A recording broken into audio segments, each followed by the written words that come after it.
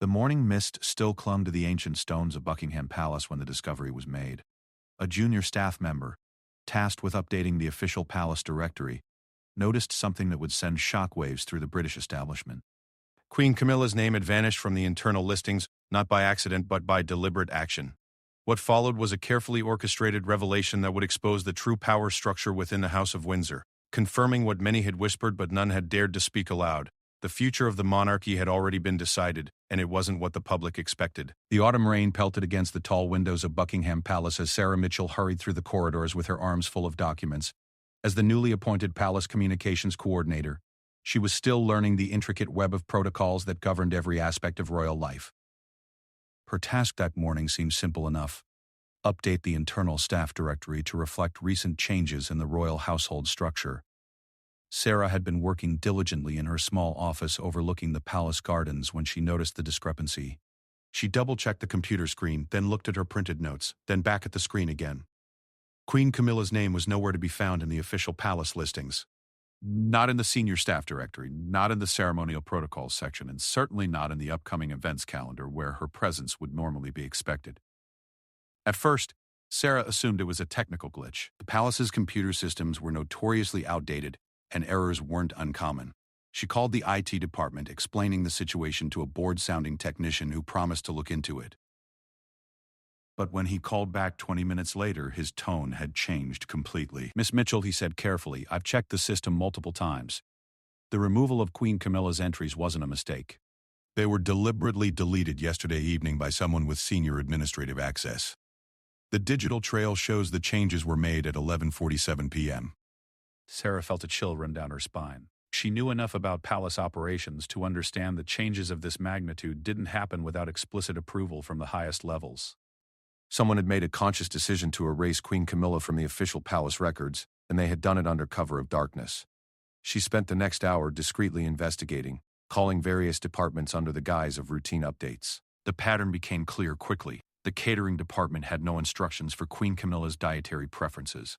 The security detail had been quietly reassigned. Even her personal secretary's office phone had been disconnected, with calls being redirected to a generic palace number. Meanwhile, in the private apartments of Kensington Palace, Prince William sat in his study reviewing documents that would reshape the monarchy's future. The leather-bound folder before him contained contingency plans that had been years in the making, carefully crafted strategies that would ensure the crown's survival in an increasingly complex modern world. William had always understood that being heir to the throne required making difficult decisions. His grandmother, Queen Elizabeth II, had taught him that personal feelings must never supersede the institution's needs. His father, now King Charles III, had spent decades preparing for his role, but recent events had accelerated timelines that were meant to unfold over many more years. The decision to remove Camilla from active palace duties hadn't been made lightly. William remembered the private meeting 3 weeks earlier, when his father had called him to Highgrove House for what Charles had termed a conversation about the future. They had walked through the organic gardens, speaking in hushed tones while protection officers maintained a respectful distance. "The polls are concerning, William," his father had said, his voice heavy with resignation. "The public's acceptance of Camilla as queen consort remains complex, challenging. The advisors believe that for the monarchy to maintain its relevance, certain adjustments need to be made." William had listened carefully as his father outlined the situation. Public opinion surveys consistently showed that while Charles enjoyed reasonable support as king, Camilla's approval ratings remained stubbornly low. The ghost of Diana still haunted the public consciousness, and many Britons struggled to fully embrace the woman they blamed for their beloved princess's unhappiness. The conversation had turned to practical matters. Charles, at 75, was acutely aware of his own mortality and the need to secure the monarchy's future. The Commonwealth realms were already showing signs of Republican sentiment, and several nations were considering removing the British monarch as their head of state. Australia was planning another referendum, and even Canada was experiencing growing Republican movements. "The institution must survive, William," Charles had said, stopping beside a particularly beautiful rosebush. "Sometimes that means making personal sacrifices for the greater good." Your grandmother understood this better than anyone. The plan they discussed that day was radical but necessary. Camilla would gradually step back from public duties, officially citing health concerns and a desire for privacy. Her removal from palace systems would be portrayed as a streamlining measure, part of Charles's vision for a slimmed-down monarchy. Meanwhile, Catherine would take on an expanded role. positioning herself as the face of the modern royal family alongside William. Back at Buckingham Palace, word of the administrative changes was beginning to spread through the staff networks. Palace employees were masters of discretion, but among themselves they spoke in whispers and meaningful glances. The older staff members who had served through multiple reigns recognized the signs of a major shift in royal dynamics. Margaret Thornton, who had worked as a lady-in-waiting for over 30 years, found herself in an impossible position. She had been assigned to support Queen Camilla, but now discovered that her access to the royal apartments had been quietly revoked. When she attempted to enter through her usual entrance that morning, her keycard was declined. The security guard, embarrassed by the situation, had quietly explained that there had been administrative changes and suggested she speak with her supervisor. But Margaret's supervisor was equally confused, having received no official communication about any changes to Camilla's household arrangements. The confusion extended to external organizations as well. Charity representatives who had been planning events with Queen Camilla's patronage found their calls unreturned. Scheduled appearances were quietly canceled with vague explanations about scheduling conflicts and unforeseen circumstances. Meanwhile, William was meeting with his private secretary, Simon Case, to discuss the next phase of the transition. The conversation took place in William's private office at Kensington Palace, a room filled with family photographs and personal mementos that reflected his role as both future king and devoted family man. "The media will eventually notice," Simon warned, reviewing his notes. "Camilla's absence from official functions will raise questions. We need a narrative that manages public perception while protecting the institution." William nodded thoughtfully. He understood the delicate balance required. The public could never know that Camilla's removal was essentially a calculated political decision. Instead, it would be presented as her own choice, a desire to step back and allow the younger generation to lead the monarchy into the future. "We'll frame it as evolution," William decided. "A natural transition as the monarchy adapts to changing times. Catherine and I will gradually take on more responsibilities, and Camilla's reduced role will be seen as giving us space to establish ourselves." The irony wasn't lost on either man. Camilla had worked tirelessly to rehabilitate her image and had shown genuine dedication to her royal duties. But public perception remained her Achilles' heel, and in the modern media age, perception often mattered more than reality. As the day progressed, more staff members became aware of the changes. In the palace kitchens, chefs noticed that meal planning for the royal apartments had been simplified. Camilla's specific dietary requirements were no longer included in the daily menus. Her preferred afternoon tea service was discontinued without explanation. The palace florists stopped receiving orders for Camilla's favorite white roses, which had always adorned her private sitting room. Even her personal stationery orders were canceled, with existing supplies being quietly removed from inventory. In the Royal Mews, drivers found that Camilla's preferred vehicle assignments had been redistributed. The staff who had specifically trained to meet her security and comfort requirements were reassigned to other duties without explanation. Sarah Mitchell continued her investigation throughout the day, growing increasingly troubled by what she discovered. Every aspect of Queen Camilla's presence at the palace was being systematically erased, yet there had been no official announcement, no explanation to staff, and certainly no public statement. She decided to approach her supervisor, David Harrison, who had worked in palace communications for over a decade. David listened to her concerns with a grave expression, occasionally nodding as she detailed her discoveries. "Sarah," he said finally, "what you're describing represents a significant shift in royal operations. Changes of this magnitude don't happen without careful consideration at the highest levels. I suspect we'll be receiving guidance on how to handle inquiries about these changes very soon." That evening, as London's lights twinkled beyond the palace windows, William met privately with his father at Clarence House. The meeting had been arranged hastily after reports reached Charles about staff confusion and growing speculation among royal employees. Charles looked older than his years as he sat in his favorite armchair surrounded by books and personal belongings that reflected his decades of preparation for kingship. The weight of the decision was evident in his tired eyes and the way his hands trembled slightly as he held his evening tea. "Are you certain this is the right path?" Charles asked his son, his voice barely above a whisper. William moved to the window, looking out at the London evening. "The polling data is clear, Father. The public supports you as king, and they enthusiastically support Catherine and me as the future. But Camilla's presence complicates that narrative. The advisors are unanimous in their assessment. They discuss the practical implications of the decision. Camilla would retain her title as queen consort but would rarely use it publicly. Her charitable work would continue but without the full weight of royal patronage. 17. Most importantly, she would gradually fade from public view, allowing Catherine to emerge as the undisputed female face of the royal family. She's been remarkably understanding, Charles admitted. Camilla has always known that her role was complicated by history. She's agreed to this transition because she believes it serves the greater good. The conversation turned to timing.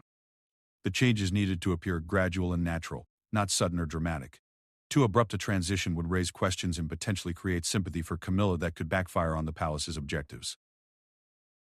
As the evening drew to a close, both men understood that they had crossed a point of no return. The monarchy was entering a new phase, one that would be defined by pragmatic decisions rather than romantic ideals. The crown's survival depended on adapting to public sentiment, even when that meant making painful personal choices. Back at the palace, the night shift had noticed the changes too. Security protocols had been quietly updated, with fewer personnel assigned to areas where Queen Camilla might typically be found. The usual evening preparations for royal residents had been modified to account for one less person requiring full service. In the morning, the palace would wake to a new reality. Staff would receive carefully worded memos explaining the streamlining initiatives and operational efficiencies that justified the changes. But among themselves, they would understand what had really happened. The future of the monarchy had been decided, and Queen Camilla was not part of it. The morning after Sarah Mitchell's discovery brought with it an unusual tension that seemed to permeate every corner of Buckingham Palace. Staff members moved through their duties with heightened awareness, sensing that significant changes were underway even if they couldn't quite grasp the full scope of what was happening. At exactly 9:30 a.m., senior palace staff received an email marked Confidential Internal Operations Update. The message was brief and carefully worded, explaining that administrative restructuring was being implemented to optimize royal household operations in line with His Majesty's vision for a more streamlined monarchy. The email mentioned nothing about Queen Camilla specifically, but experienced palace workers understood the implications. Similar communications had preceded other significant changes in royal protocol over the years, and the carefully neutral language was designed to provide plausible explanations for any questions that might arise. Meanwhile, at Kensington Palace, William was preparing for what would become a defining moment in his future reign. He had requested a private meeting with the most senior members of the royal household, including the Lord Chamberlain, the private secretary to the king and the master of the household. These were the individuals who truly ran the monarchy's day-to-day operations, and their support would be crucial for the transition to succeed. The meeting took place in the palace's oak-paneled morning room, a space that had witnessed countless important discussions throughout British royal history. William entered wearing a dark navy suit, his demeanor serious but composed. He understood that the words he spoke in the next hour would set the tone for his eventual reign and potentially determine the monarchy's survival in an increasingly republican world.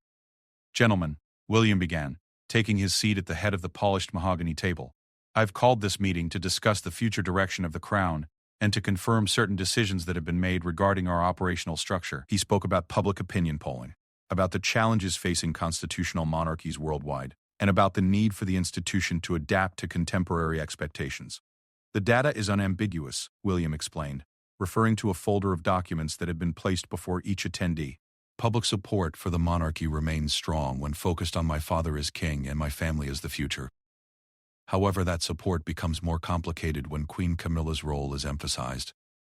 Sir Clive Alderton, who served as the king's principal private secretary, shifted uncomfortably in his chair. He had worked closely with Camilla for years and had witnessed her genuine commitment to her royal duties. But he also understood the political realities that William was describing. "Your Royal Highness," Sir Clive said carefully, "the Queen Consort has built substantial relationships with various charitable organizations and has shown remarkable dedication to her role. How do we manage the transition without causing disruption to these established connections?" William had anticipated this question and had spent considerable time developing his response. "Camilla will continue her charitable work, but it will be repositioned as personal philanthropy rather than formal royal patronage. This allows her to maintain her interests while creating space for Catherine to establish herself as the primary female representative of the crown." The Lord Chamberlain, Andrew Parker, raised concerns about international implications. "The Commonwealth realms will need explanation for these changes. Some have already expressed reservations about Republican movements, and any perception of instability within the royal family could accelerate those discussions." William leaned forward, his expression grave but determined. "Which is precisely why these changes must be presented as evolution rather than revolution. We're not diminishing Camilla. We're elevating Catherine to her rightful position as the future queen. The narrative will focus on preparation for the next generation, rather than problems with the current one. As the meeting continued, the officials began to understand the sophisticated strategy that had been developed. Every aspect of the transition had been carefully considered, from media management to constitutional implications. This wasn't a hasty decision made in response to a crisis. It was a long-term plan designed to secure the monarchy's future. Back at Buckingham Palace, the ripple effects of the changes were becoming more apparent. Queen Camilla's personal staff had been quietly reassigned to other duties, with their former responsibilities either eliminated or redistributed among existing personnel. Her private secretary, Emma Thompson, found herself in the awkward position of having nothing to manage. Emma had served Camilla faithfully for 5 years and had watched her transform from a controversial figure into a respected member of the royal family. The sudden elimination of her role felt like a betrayal of everything they had worked to achieve together. When Emma attempted to contact Queen Camilla directly, she discovered that even internal communication channels had been restricted. Phone calls were redirected through palace operators who seemed uncertain about proper protocols. Email access to royal family members had been modified to exclude Camilla from standard distribution lists. The situation was equally confusing for external organizations that regularly dealt with the royal family. The Royal Commonwealth Society, of which Camilla was patron, received a formal letter stating that due to evolving royal responsibilities, the patronage would be under review. Similar communications went out to dozens of charities and organizations that had counted on Camilla's support. Meanwhile, at Highgrove House, Queen Camilla herself was coming to terms with her new reality. She sat in her favorite garden room, surrounded by books and personal photographs, trying to process the magnitude of what was happening. The woman who had spent decades fighting to earn public acceptance was now being asked to step aside for the institution's greater good. Camilla had agreed to the arrangement during that difficult conversation with Charles 3 weeks earlier, but the actual implementation was more jarring than she had anticipated. Seeing her name disappear from palace systems, watching her staff reassigned, and feeling increasingly isolated from the royal operations she had worked so hard to understand was emotionally devastating.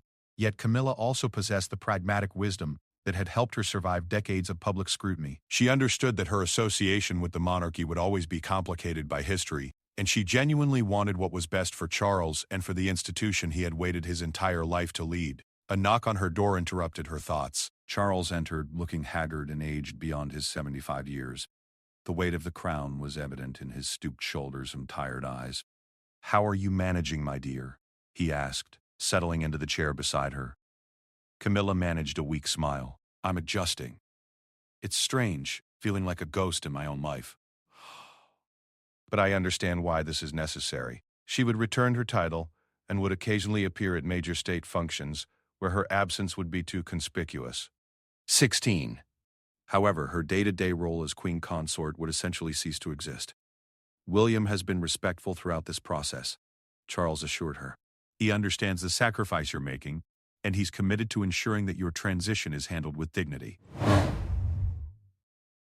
As if summoned by their conversation, William arrived at Highgrove that afternoon for what would be a crucial discussion between the current heir and the woman he was effectively removing from royal prominence. The meeting between William and Camilla took place in Charles's study, a room lined with books on organic farming, architecture, and philosophy that reflected the king's diverse interests. The conversation was cordial but frank, with both participants understanding the historical significance of what was occurring. "I want you to know that this decision wasn't made lightly," William began. "You've shown tremendous dedication to your role, and I respect the effort you've put into building relationships within the royal household." Camilla nodded appreciatively. "I understand the position you're in, William. The monarchy's survival depends on public support, and if my presence complicates that support, then stepping aside is the right thing to do." They discussed the timeline for the transition and the public narrative that would explain the changes. William emphasized that Camilla's reduced role would be presented as her choice, a decision to focus on personal interests rather than official duties. "The media will speculate," William acknowledged. "But our communications team is prepared to manage those narratives. The focus will be on the monarchy's evolution and preparation for the future, not on any perceived problems with current arrangements." As evening approached, news of the administrative changes began to leak beyond palace walls. Royal correspondents who maintained extensive networks of palace contacts started receiving tips about unusual personnel movements and cancelled appointments. Rebecca Phillips, the veteran royal correspondent for The Times, received a particularly intriguing call from a source within the palace staff. The information was fragmentary but suggested significant changes to Queen Camilla's status and responsibilities. Rebecca began making discreet inquiries, contacting other sources and cross-referencing information. Her years of experience covering the royal family had taught her to recognize patterns, and the emerging picture suggested a major shift in royal dynamics. Meanwhile, Kensington Palace's communications team was preparing for the inevitable media attention. James Morrison, William's press secretary, worked late into the night crafting statements and responses that would frame the story in the most favorable light possible. The strategy was to get ahead of media speculation by announcing a restructuring initiative that emphasized the forward-looking vision of the monarchy. Catherine would be positioned as taking on expanded responsibilities in preparation for her future role as queen, while Camilla's reduced presence would be explained as allowing the younger generation to establish themselves. At the same time, polling organizations were conducting urgent surveys to gauge public reaction to various scenarios. The results consistently supported the palace's decision. While people respected Camilla's efforts, they were far more enthusiastic about William and Catherine as the face of the royal family. The next morning brought the first public confirmation of the changes. Buckingham Palace released a carefully worded statement about operational adjustments designed to optimize royal engagements and prepare for the monarchy's future leadership. The statement made no direct mention of Queen Camilla but announced that the Prince and Princess of Wales would be taking on expanded roles in support of His Majesty's vision for a more focused royal household. Royal watchers immediately understood the implications. The language was familiar from previous instances when royal roles had been quietly restructured. The absence of any mention of Queen Camilla in the statement was particularly significant, suggesting that her public profile was being deliberately minimized. International media picked up the story within hours. CNN ran a segment titled "British Royal Family Restructures for Modern Era," while the BBC focused on William and Catherine's expanding responsibilities. The coverage was generally positive, with most outlets framing the changes as a natural evolution rather than a dramatic shift. Royal biographer Penny Thornton appeared on several news programs suggesting that the restructuring might reflect deeper concerns about the monarchy's public image. While the palace frames this as preparation for the future, Thornton observed during a television interview, the timing suggests that current polling or public sentiment might be driving these decisions. The royal family has always been sensitive to public opinion, particularly regarding Queen Camilla's role. As the day progressed, the full scope of the changes became apparent to palace insiders. Queen Camilla's name had been removed not just from administrative systems but from future planning documents, ceremonial protocols, and even routine correspondence. The transformation was so complete that newer staff members might assume she had never held a significant role within the royal household. Only the most senior personnel retained institutional memory of her previous responsibilities and influence. By evening, William felt satisfied that the first phase of the transition had been successfully implemented. The media coverage was manageable, palace staff had received clear guidance on new protocols, and the public narrative emphasized positive change rather than controversy. But he also understood that this was just the beginning. The real test would come in the following weeks and months as the changes became more apparent to public observation. The monarchy's future now depended on successfully managing this transition while maintaining the institution's dignity and public support. 3 months after Queen Camilla's quiet removal from palace systems, the transformation of the British monarchy was becoming undeniably apparent to anyone paying close attention. What had begun as administrative adjustments had evolved into a comprehensive reimagining of royal operations, with Prince William and Princess Catherine emerging as the undisputed center of royal activity. The changes were most visible at major public events. During the annual Commonwealth Day service at Westminster Abbey, Queen Camilla's absence was noted by royal watchers but officially explained as a scheduling conflict. Her seat, traditionally positioned beside King Charles, remained empty, while Catherine took on a more prominent role in greeting dignitaries and participating in ceremonial activities. The service itself showcased the new dynamic that William had worked to establish. Catherine, wearing an elegant navy dress that perfectly captured the balance between tradition and modernity, moved through the proceedings with confidence and grace. Her interactions with Commonwealth representatives, foreign dignitaries, and religious leaders demonstrated the poise that palace officials hoped would define the monarchy's future. King Charles, meanwhile, appeared increasingly comfortable with the arrangement. Sources close to the king reported that he had found the transition liberating in unexpected ways. Without the constant pressure of managing public perception around Camilla's role, Charles could focus more fully on his duties as monarch and his passion projects related to environmental conservation and architectural preservation. The international implications of the changes were becoming clearer as well.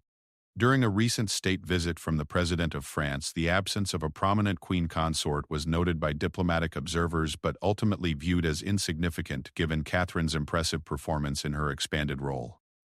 Ambassador Marie-Claire Dubois, who had represented France during several previous royal engagements, commented privately that the Princess of Wales has demonstrated remarkable sophistication in her diplomatic interactions. She possesses a natural ability to connect with people from diverse backgrounds while maintaining the dignity expected of her position.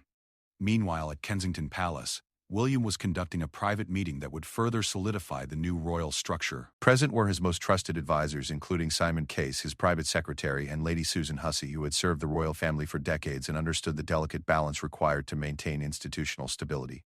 The public approval ratings continued to support our approach, Simon reported, reviewing the latest polling data. Support for the monarchy has actually increased since the restructuring began, with particularly strong numbers for you and Catherine among younger demographics. William nodded thoughtfully as he studied the detailed breakdowns.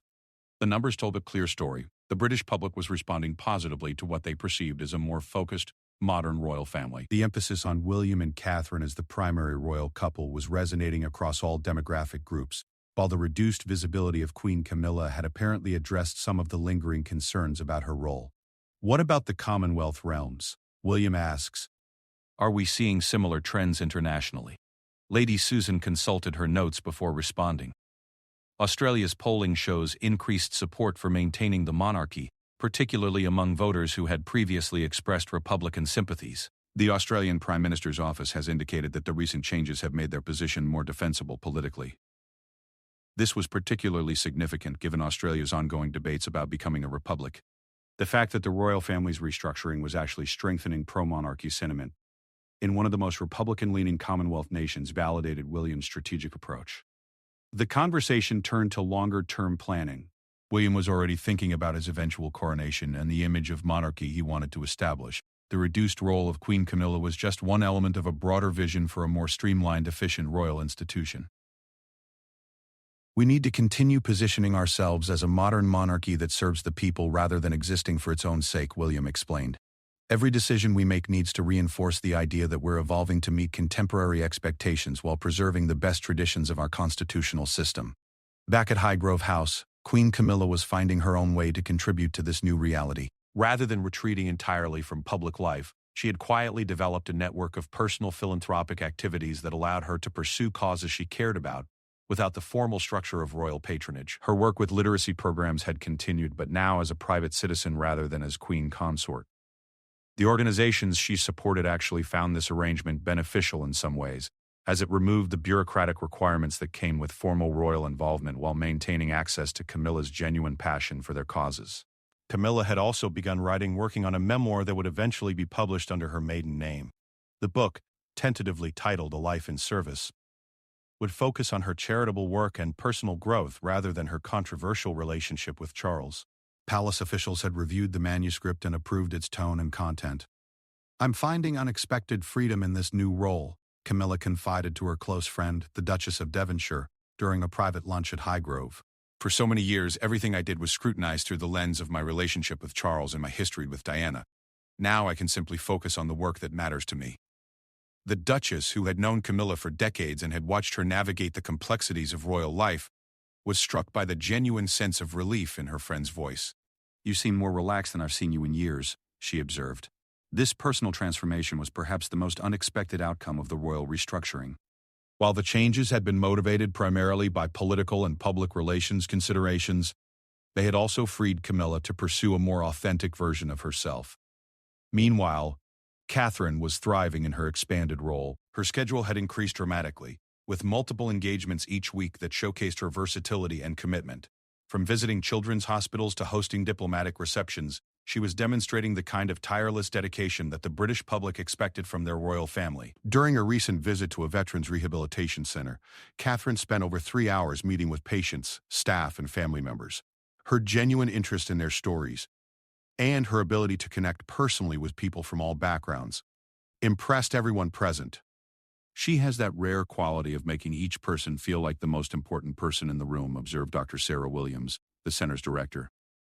"It's clear that she genuinely cares about the work we're doing here, and her visit has boosted morale tremendously among both patients and staff."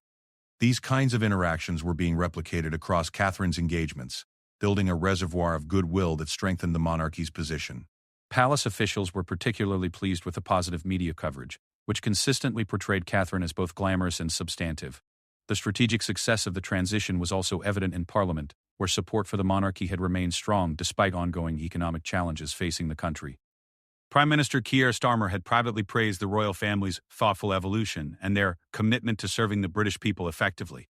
Opposition leaders who might typically criticize royal expenditures or question the institution's relevance found little to attack in the new structure. The reduced royal household meant lower costs, while the increased visibility of William and Catherine provided clear value to Britain's international reputation. As autumn arrived, the changes that had begun with Sarah Mitchell's discovery at Buckingham Palace had fundamentally transformed the British monarchy. The institution that emerged was more focused, more popular, and better positioned for long-term survival than it had been in decades. The royal family's Christmas plans reflected these changes. The traditional gathering at Sandringham would feature William and Catherine in more prominent roles, while Queen Camilla would participate but with a noticeably reduced presence. Palace officials were already preparing media coverage that would emphasize the next generation of royal leadership. International observers were taking note as well. Republican movements in other Commonwealth nations had lost momentum, as the British royal family successfully adapted to contemporary expectations. The changes pioneered by William were being studied by constitutional monarchies around the world as a model for institutional survival. During a private dinner at Kensington Palace, William reflected on the journey with Catherine as they reviewed the events of the past year. The decisions they had made were difficult and sometimes painful, but the results spoke for themselves. "We've proven that the monarchy can evolve without losing its essential character," William told his wife as they sat in their private sitting room. "The institution is stronger now than it was a year ago, and we're better positioned to serve the country effectively." Catherine, who had shouldered much of the additional responsibility with characteristic grace, agreed but also acknowledged the personal costs of their success. But the polling data was clear, and the monarchy's survival had to come first. They both understood that their decisions had been guided by necessity rather than preference. In an ideal world, Queen Camilla would have been able to continue her royal duties without complications. But the reality of modern constitutional monarchy required difficult choices, and they had made them with the institution's long-term health in mind. As Christmas approached, the transformation was complete. Prince William had successfully confirmed who truly reigned within the House of Windsor, not through dramatic confrontation or public controversy, but through careful strategic decision-making that prioritized the monarchy's future over individual preferences. The British public, largely unaware of the behind-the-scenes maneuvering that had reshaped their royal family, simply saw a more focused, more effective monarchy led by a younger generation that seemed to understand their expectations and concerns. Queen Camilla's removal from palace listings had been the first visible sign of changes that would define the monarchy for decades to come. What began as an administrative adjustment had evolved into a comprehensive transformation that secured the crown's relevance for the modern age. The institution that emerged from this transition was leaner, more popular, and better adapted to contemporary democratic values. Most importantly, it was an institution that would survive and thrive under William's eventual reign, having proven its ability to evolve while maintaining its essential constitutional role. In the end, William had confirmed not just who reigned within the royal family, but how the monarchy itself would need to operate to maintain its place in British society.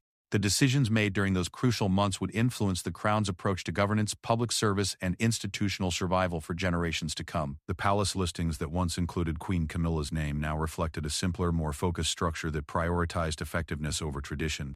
It was a fitting symbol of a monarchy that had chosen evolution over extinction, ensuring its survival through strategic adaptation rather than stubborn adherence to outdated practices.